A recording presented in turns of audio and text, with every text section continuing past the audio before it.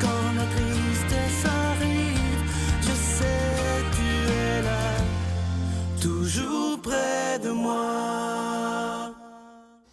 Bon samedi matin, bienvenue à votre émission La Victoire de l'amour. Comme on le fait à tous les samedis, on rejoint quelqu'un qu'on aime beaucoup. C'est notre petite sœur sourire à nous, Sœur Angèle.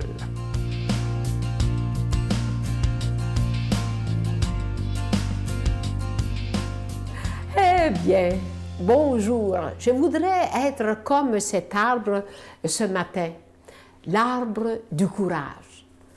Ça demande beaucoup de courage pour être capable de grandir, des fois à travers les ronces, à travers les épines, mais il a su grandir, il a su produire des fruits.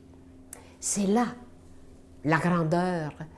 Un arbre, ça parle, un arbre, c'est fort, un arbre, il va chercher toute la source qui peut se trouver en dessous, comme nous, on va chercher notre source à l'intérieur de nous-mêmes, cette source de vie, cette source de paix. Alors, le courage.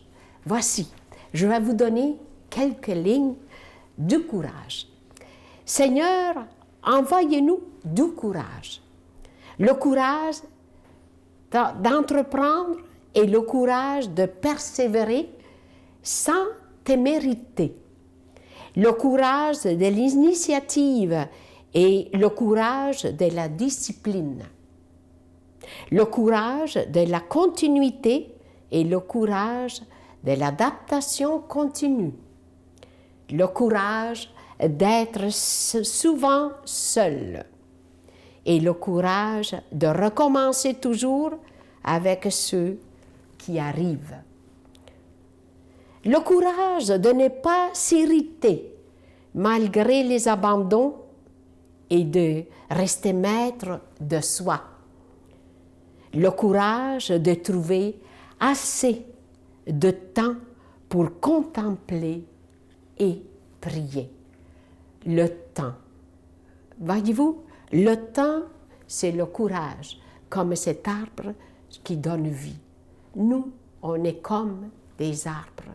On est là qu'on demande le courage de chaque temps, le courage de grandir, le courage d'intérioriser, le courage d'étudier, le courage de se dépasser et le courage, quoi? De ne pas se retirer pour rester seul. Et on a besoin de la lumière pour avoir du courage. Le soleil, on a besoin d'amour. Et c'est ça. Souvent, la souffrance nous empêche d'aimer. Et on dit, mon Dieu, je t'ai jamais demandé ça. Moi, la souffrance, j'aime pas ça. Ah, ben, personne n'aime ça, la souffrance. On aime plutôt le bien-être. On aime la lumière. On aime tout ce qui nous entoure. Alors, soyons la lumière de cet arbre de vie et de créativité. Notre Père qui es aux cieux, que ton nom soit sanctifié, que ton règne vienne, que ta volonté soit faite sur la terre comme au ciel. Donne-nous aujourd'hui notre pain de ce jour. Pardonne-nous nos offenses comme nous pardonnons à ceux qui nous ont offensés.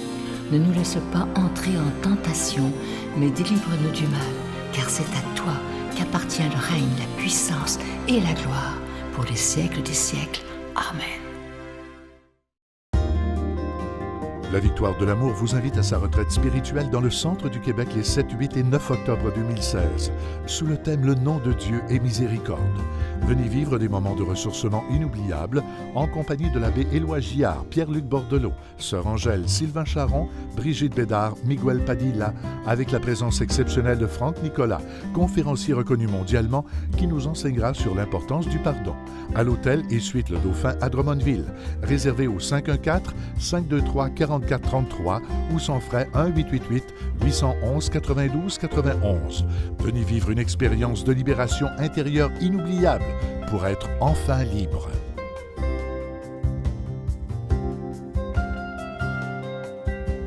C'est avec beaucoup de joie que je vous parle de ce beau cadeau du mois d'août. C'est une très, très belle croix. Vous allez la voir à l'écran bientôt. Il s'agit de la croix du réconfort et de la sérénité. Elle est en zinc, fini nickel antique. Elle a été fabriquée ici au Québec. Et je vous rappelle évidemment qu'elle est déjà bénite. Mais ce qui est particulier avec cette croix-là, vous voyez la grandeur à la télévision, c'est que vous recevez aussi 3 petits papiers pour mettre vos intentions de prière ou vos pensées. Vous l'écrivez et ensuite vous insérez ça dans le cœur de la croix en disant au Seigneur, moi je te fais totalement confiance, merci d'exaucer ma prière.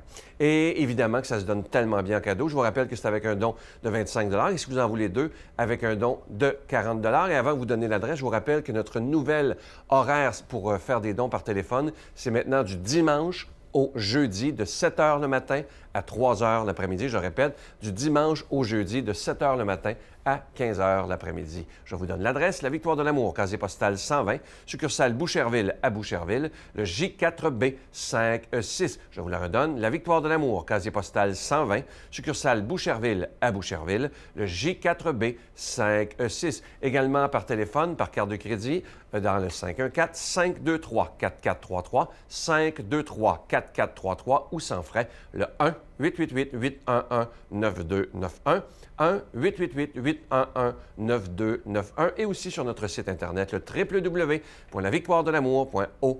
Je vous rappelle, notre nouvel horaire, c'est du dimanche au jeudi, de 7 h le matin à 3 h de l'après-midi. Merci de tout cœur de votre grande générosité, mais aussi de votre prière.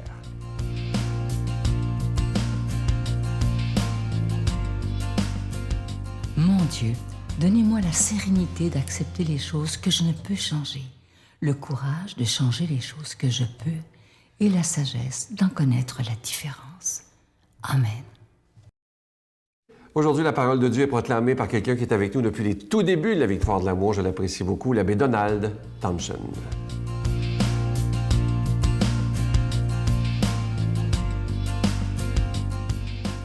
Bon matin, nos yeux, déjà la mi-août.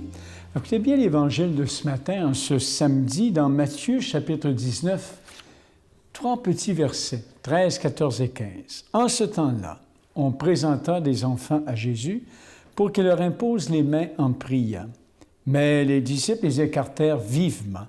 Jésus leur dit, « Laissez les enfants, ne les empêchez pas de venir à moi, car le royaume des cieux est à ceux qui leur ressemblent. » Il leur imposa les mains, puis il partit de là. Voyez ce matin, petite page d'Évangile, très brève, mais qui est fort intéressante. « N'empêchez pas les enfants de venir à moi, car le royaume des cieux est à ceux qui leur ressemblent. » Qu'est-ce qu'une page d'Évangile comme ça peut vouloir nous dire à nous? Hein?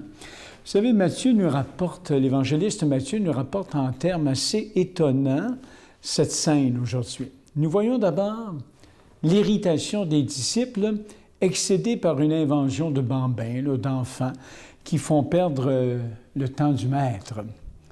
Qu'a-t-il à faire, le maître, de ces marmots, de ces enfants qui ne peuvent suivre son enseignement parce que ce sont des enfants? Et le royaume, voyez-vous le sens que Jésus donne au règne de Dieu? Le royaume, c'est pour ceux et celles, évidemment, qui comprennent quelque chose, on pense ça spontanément au monde des idées, qui peuvent réfléchir et raisonner, pour les grandes personnes sérieuses et besogneuses, utiles et efficaces. Mais Jésus n'a pas le même sens du règne de Dieu. Devant une telle prétention, Jésus se fâche.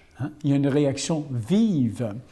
Alors, on a touché ici un point avec lequel il ne badine pas Jésus. Le comportement des disciples, derrière une banalité apparente, cache finalement une perversion dangereuse que Jésus va dénoncer et qu'il va contrer constamment, sans ménagement. On ne peut ravaler le royaume au rang d'un objectif proposé à la conquête des gros bras ou des esprits finalement déliés. Le royaume de Dieu, le règne de Dieu, il faut le voir plutôt comme un don gratuit accordé à ceux et celles qui, justement, ne peuvent prétendre s'en emparer. Le royaume, le règne de Dieu appartient à ceux et celles qui ont une âme d'enfant. Voyez-vous? Qui se tiennent devant Dieu comme des petits-enfants devant leur père, devant leur mère. Voyez? Et dans une confiance, donc, sans borne. Quand on regarde un enfant devant son père et sa mère, hein, l'enfant qui a une confiance sans borne, il attend tout, hein, l'enfant de son père ou de sa mère. Eh bien, comme enfants de Dieu, nous devons avoir cette âme d'enfant. Hein? C'est-à-dire attendre tout de celui qui nous aime et qui n'a pas d'autre fonction que de nous aimer. Voyez-vous? Alors l'enfant, on le sait, hein, l'enfant, c'est celui qui instinctivement, sans même avoir les mots pour le dire, chante dans son cœur, hein, « Rien ne saurait me manquer, hein, car Dieu est mon Père », comme le dit si bien Jésus. Avec lui, je ne crains aucun mal. Alors voyez, l'Évangile d'aujourd'hui, en ce samedi, tout simple, dans cette mi-été, dans cette lecture évangélique qu'on vient d'entendre, les disciples ne veulent rien savoir des enfants qui viennent à Jésus pour se faire imposer les mains. Remarquez bien. Alors l'Évangile dit, ils les écartèrent vivement, précise même l'évangéliste Matthieu. Le maître a trop à faire pour s'occuper d'eux, semble-t-il, hein, se dire entre les disciples. Pourtant, quand on regarde Jésus, hein, Jésus qui aujourd'hui est ressuscité, qui est Christ et Seigneur, hein, Jésus souligne que le royaume de Dieu est à ceux qui leur ressemblent. Et dans le royaume, la candeur et la confiance des cœurs d'enfants priment sur les qualités de chef. Alors, on va voir d'ailleurs plus loin dans le même évangile, on verra que la mère de Jacques et de Jean, à un moment donné, n'a pas saisi cet enseignement. Elle réclame pour ses fils une place à droite ou à gauche, hein, de Jésus dans le royaume. Or, le règne de Dieu appartient non pas aux ambitieux, mais à ceux et celles qui ressemblent à des enfants. Vous savez, quand Jésus parle du règne de Dieu, hein, du royaume de Dieu, des fois on pense spontanément que c'est un lieu au-delà du mur de la mort. C'est le règne de Dieu, c'est aujourd'hui. Quand Jésus parle du règne de Dieu, on pourrait dire du Dieu du règne, du Dieu qui agit, hein, dans l'histoire aujourd'hui. Et Jésus, comme Christ, comme Seigneur, comme ressuscité, hein, dans la gloire du Père, est celui qui traverse le mur de la mort en sens inverse et qui agit aujourd'hui par son souffle. Faut-il avoir des cœurs d'enfant, hein, une âme d'enfant, pour être ouvert à ce souffle-là et se laisser guider, avoir confiance que dans la vie, je ne suis pas seul. Le Dieu de la vie, le Dieu qui s'est manifesté en Jésus, c'est un Dieu qui s'est révélé comme un Père, qui veut le bien de ses enfants.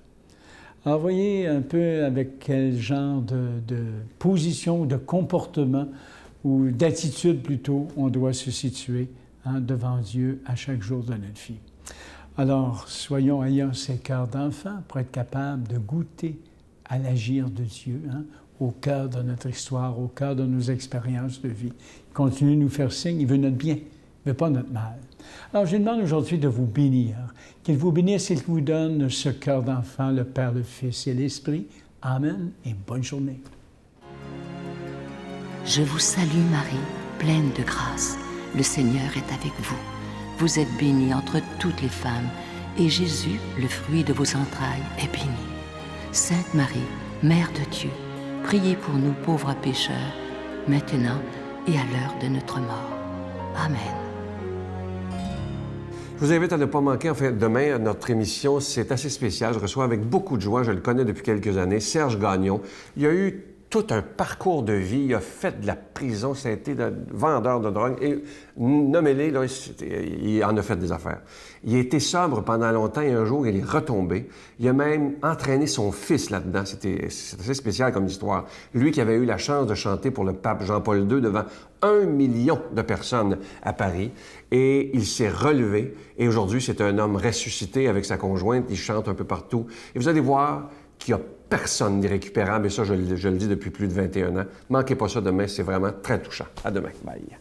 Fait que j'ai comme essayé de me faire une espèce de monde où que peut-être il n'existerait plus tout à coup, tu sais. Mais il est venu me chercher pareil. Il est venu me chercher là où je me n'attendais le moins, lorsque je me suis vu le visage dans un miroir dans le fond d'une toilette en train de consommer, à me cacher de la police, par avoir peur de tout, tu sais. Puis de lui dire en toute humilité, avec la fesse à côté sur le bord du bain puis un genou à terre, « Mon Dieu, regarde ton fou, ce qu'il a de l'air. »